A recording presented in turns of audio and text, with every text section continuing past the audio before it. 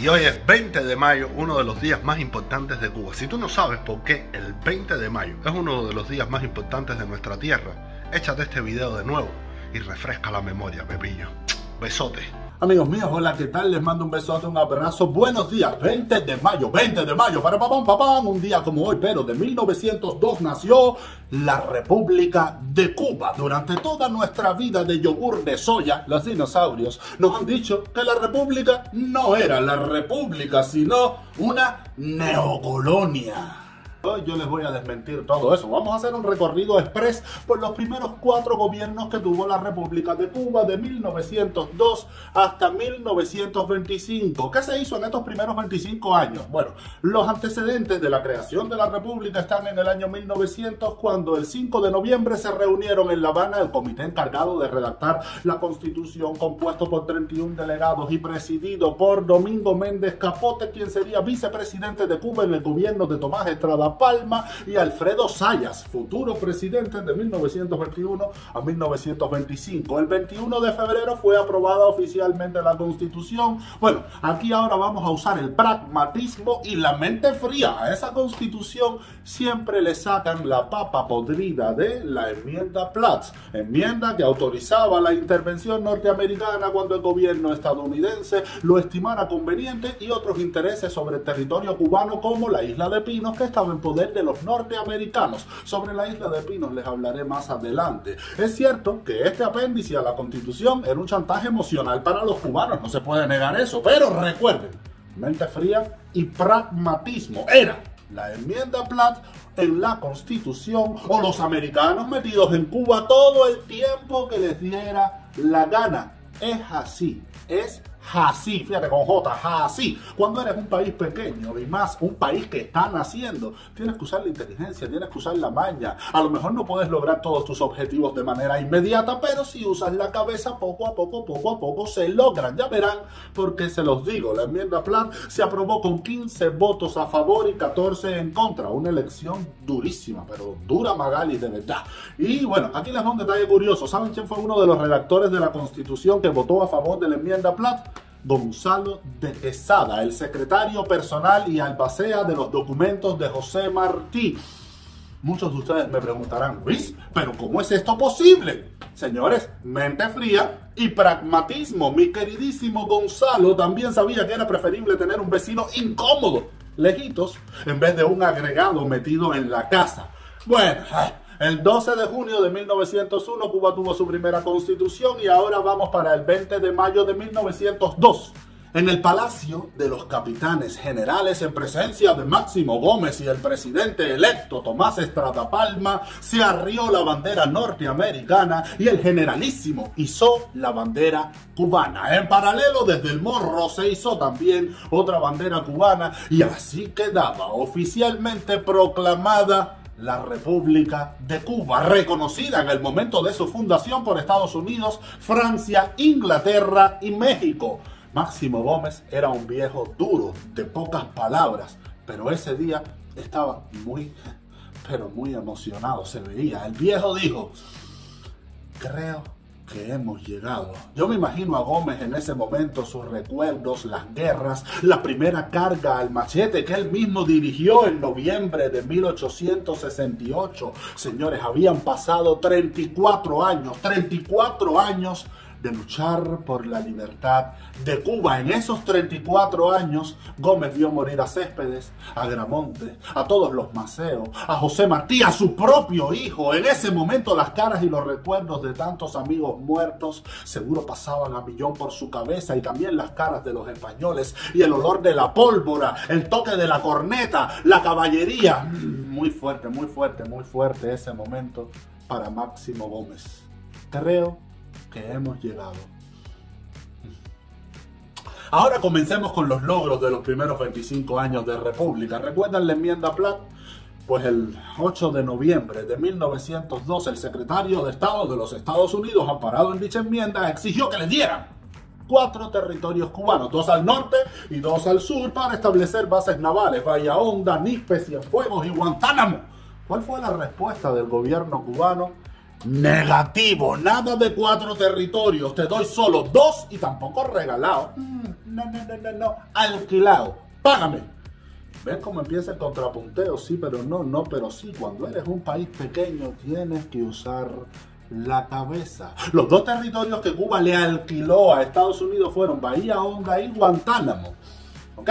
La primera administración de Tomás Estrada Palma encontró un país arruinado y destruido por la guerra. Estrada Palma, cosa que nunca te dicen en la escuela, fue conocido por su austeridad. Era un tipo súper sencillo, tenía un solo traje para trabajar. Fue el único presidente de toda la historia de Cuba hasta hoy que no desvió ni un centavo del presupuesto estatal. En solo 3 años de gobierno, basado en una política de más ingresos que gastos, logró un superávit en el Tesoro Nacional que ascendía, escuchen, a $24.817.148 con 96 centavos. Fíjense que hasta los centavos estaban contados. Qué honestidad.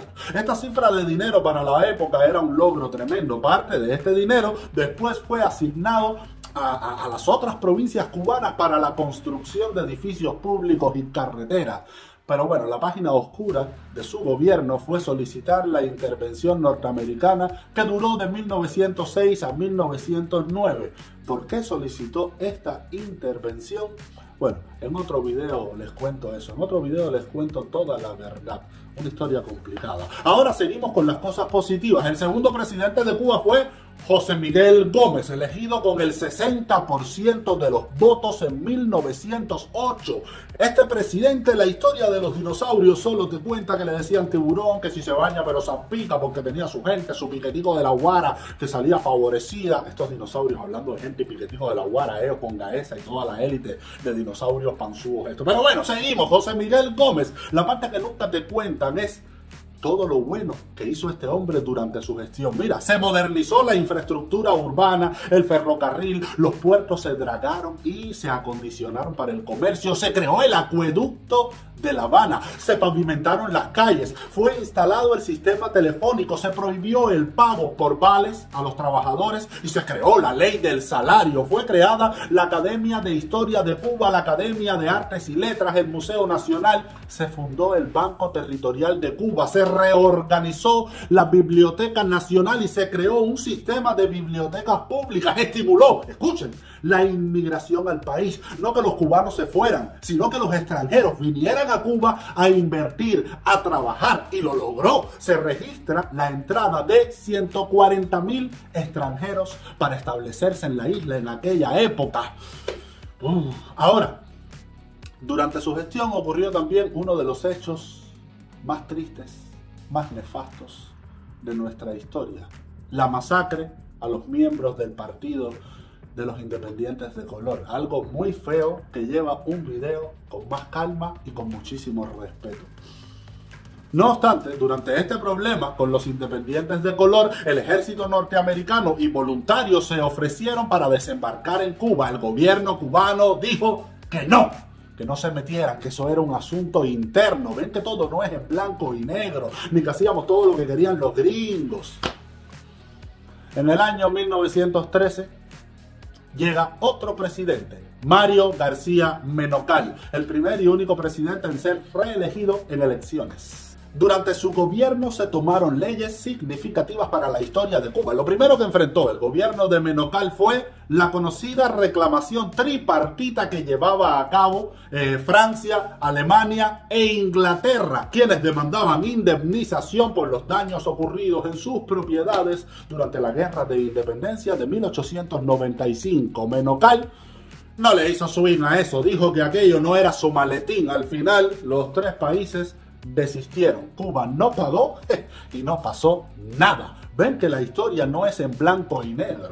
En esos años en Cuba circulaban varias monedas extranjeras y el país no contaba con la suya propia. Por lo tanto, se decretó la creación del peso cubano. El 29 de octubre de 1914 fue aprobada la Ley de Defensa Económica, donde el país reconocía su derecho a imprimir monedas de plata, oro y níquel. El peso cubano estaba igualado en el mercado interno al dólar norteamericano, 1 por 1. En la administración de Menocal se profesionalizó la educación y se crearon las escuelas normalistas para maestros. Se separó la enseñanza urbana y rural, y a esta última se le agregó la instrucción agrícola como parte de su sistema educativo. Se creó un cuerpo de profesores ambulantes para ir hacia las zonas montañosas del país. Se construyeron nuevos edificios en la Universidad de La Habana para las facultades de Astronomía, Física y Química. En materia civil, el 29 de julio de 1918 fue promulgada la ley de divorcio, un derecho prohibido en el país hasta ese momento, y producto de la Primera Guerra Mundial, Cuba tuvo uno de los mayores auges económicos en el sector azucarero, conocido como la danza de los millones. En esa etapa cuentan que los hacendados encendían sus tabacos con billetes de 50 pesos. Por supuesto, este gobierno tampoco estuvo exento de polémica, nada es en blanco y negro. Hubo un manejo autoritario de la política y supresión de las garantías constitucionales varias veces ante las amenazas de huelga de los trabajadores. Pero, como corresponde en una democracia, en 1921, al terminar su mandato, Menocal entregó el poder. ¿Quién vino?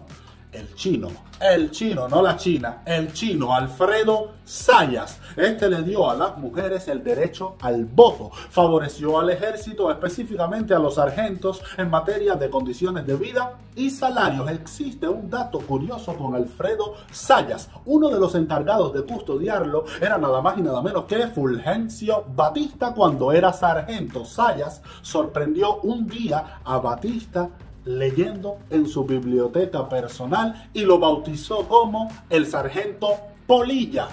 Interesante. Ustedes recuerdan que al principio les hablé de la isla de Pinos. Pues mira esto, el gobierno de Zayas negoció con Estados Unidos y este le devolvió a Cuba ese territorio. Ven que la historia no es en blanco y negro. Zayas durante su mandato permitió la libertad de prensa sin censura. En fin, amigos míos, mira, en estos primeros 25 años se construyó más que en los últimos 63 años de desastre y destrucción. Hoy no tenemos un presidente honesto como Estrada Palma, que no se roba el dinero del país. El acueducto de José Miguel Gómez está súper viejo y La Habana está llena de salideros. En lugar de traer inmigrantes, los cubanos huyen a donde sea. Con Menocal tuvimos el peso a 1 por 1 con el dólar. Hoy la inflación es asquerosa y el peso cubano no vale nada. Jamás hemos visto en los últimos 63 años una danza de los millones para el pueblo, solo la danza de los millones de la familia Castro. Con Zayas tuvimos libertad de prensa. Hoy tenemos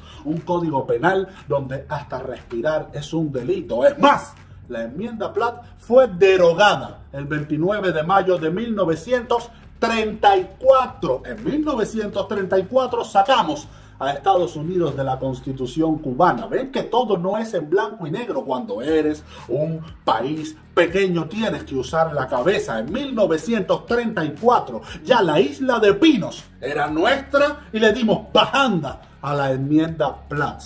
Hoy el régimen cubano le está perreando 3 medidas por dioseras a Biden. Saquen ustedes sus propias conclusiones. Un día como hoy, 20 de mayo de 1912, funda la República de Cuba. República que tenemos que fundar de nuevo cuando salgamos de estos dinosaurios. Hasta la próxima. Si crees que este trabajo vale la pena, suscríbete en YouTube, like y seguir si estás en Facebook. Si veo que comparten este video, que valoran este trabajo, les hago una segunda parte de 1925 a 1959. Depende de ustedes. Un besote y chao.